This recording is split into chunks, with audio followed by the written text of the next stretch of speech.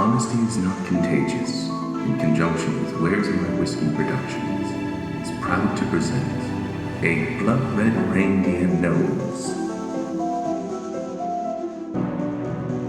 Part 7, Under the Krampus Mark.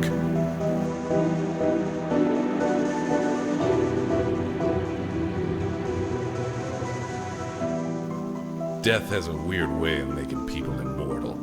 The flesh may be 6 feet under, but the legend is a star in the sky. People tell tales about Krampus the way they swap boogeyman stories. The worst part about the stories is that they're all true. Like the time Krampus forced a candy maker to eat her own caramel-coated hand.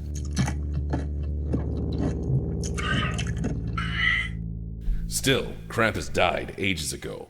Back in the day, he and Big Red ran the whole show. Then Big Red decided he didn't care to share. Krampus took 2 copper rounds to the back of the head. They say his skull is still up on the wall in Big Red's office. Standing outside the building with the Krampus mark, I can't help admiring the artist. It's almost a kind of Rorschach striking a primal chord. A tribal-inspired mess of jagged lines clustered into the semblance of a goat skull. There's an occult quality to it I doubt is by accident. In a way, it's the perfect street tag, marking property and saying, "Go away," in one symbol. The building itself is nothing exceptional. The Krampus mark is the only thing setting it apart. Otherwise, I can't see anything other than a brownstone 2-flat. A goose in rags shuffles by shaking a tin can. "Help a honker out?"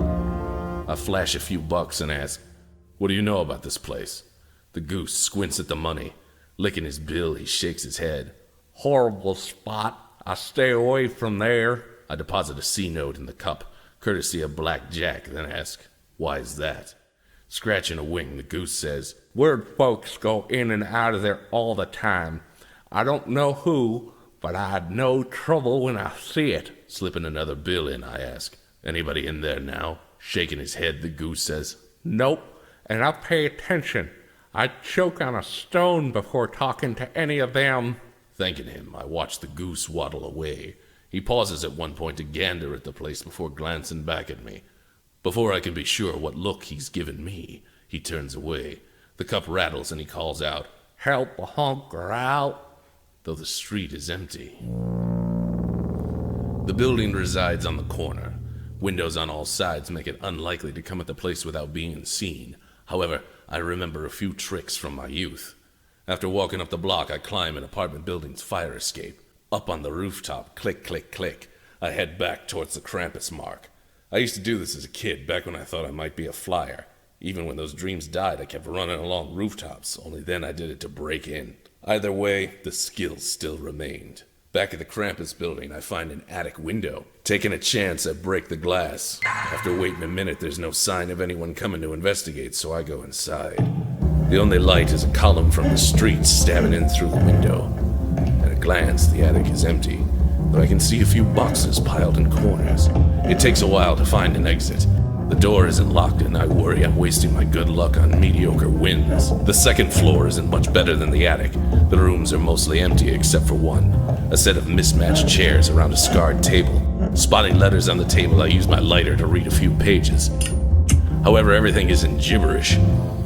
I'm sure it's a code, but without a key, there's no chance of me reading it on my own. That doesn't stop me from pocketing a page before going downstairs. The first floor finally looks like someone lives here. There are rugs, plenty of furniture, and lamps, though I don't dare turn any on. The street provides enough light down here. Yet I don't see anything worth noticing. Moving towards the back takes me into a kitchen. The fridge is empty, so are all the drawers. However, there's a butcher knife in the sink. Knowing better than to touch it, I flick my lighter to life. The blade is still bloody. A low moan drifts through the house. My blood chills a degree or two, and I snap the lighter shut. Waiting in the darkness, I start regretting not snatching a gun back at Black Jack's. It's not like the corpses need them anymore. I consider grabbing the blade. However, hearing the moan again, I realize it isn't something sinister. Someone is in trouble. Following the noise to a door, I open it, revealing a wooden staircase. The steps disappear into a dark basement. Flipping a light switch beside the door brings an illumination my lighter could beat. Each step groans and crackles as if it's about to break. The moaning gets louder the deeper I go. Finally, I reach the bottom. The basement is nothing more than bare brick walls. The Krampus mark adorns every one. A few scattered bulbs dangle from wires. The only furniture is a metal chair, and it's already occupied. The occupant is a blindfolded elf. He's tied to it with packaging ribbon. Stripped to the waist, it's easy to see why he's moaning. Also how the knife got bloody. His torso is covered in slashes. His arms and face aren't doing well either. The tips of his ears are missing. Someone's been working him over slowly. Having been on the verge of this nightmare, I can appreciate the situation. As I hurry over, he flinches at the sound of my hooves. Shuddering, he says, "Please, no more." I say, "Don't worry, buddy. I'm not here to hurt you." Who are you?" he asks in a quivering voice. "Not a fan of this, let me tell you." I pull off the blindfold. He blinks, the dim light blinding. He says, We've got to hurry. They could be back any minute." Immediately, I go to work on the ribbon. Along the way, I ask questions. He says his name is Alfonso. He works for urban planning. "They used to ask me questions about the city. I told them everything I know, but then..." He starts to cry, so I tell him everything's going to be okay. I hate the fact it feels like a lie. Alfonso says, "What's going on?" I say, "I hate to tell you, but I was hoping you knew." He shakes his head. The ribbons finally give way. His sigh of relief. I've heard less joyful orgasms. Alfonso says, "I don't know who these people are, but I'm sure they're insane. Look what they did to me." Up close, the wreckage is even worse. He's a trail of canyons. Poor guy is bound to be scarred for life. Helping him to his feet, I ask, "Why'd they do it?" "It was like some initiation thing. The one in the mask would say, 'Prove you're one of us.' Then they'd give the knife to someone and..." He trails off, but I don't press him. I can guess the details. So again, I lie.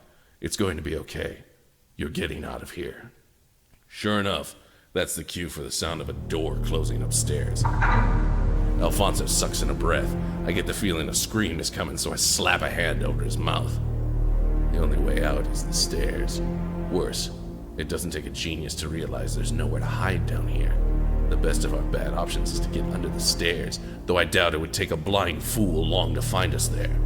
Since it's better than nothing, hand over his mouth, I drag us there. I can feel Alfonso shivering in my arms. Sweat is already pouring out of him. Footsteps above, I can't be sure how many, but more than one. A gravelly voice says, "Basement's open." Another voice responds, but down here I can't hear it. Boots thud and the steps groan.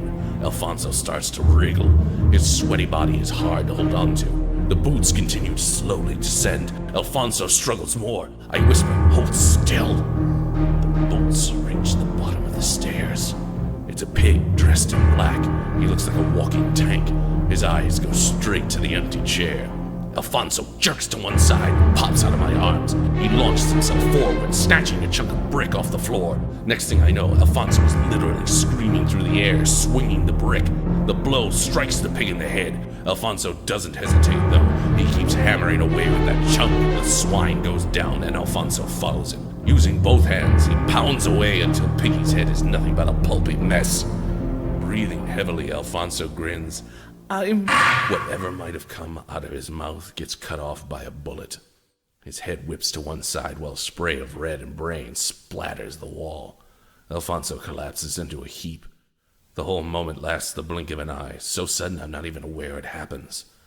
Someone starts coming down the stairs. The creaking plants a thought in my head. The plan that forms doesn't inspire a lot of hope, yet I'll take anything.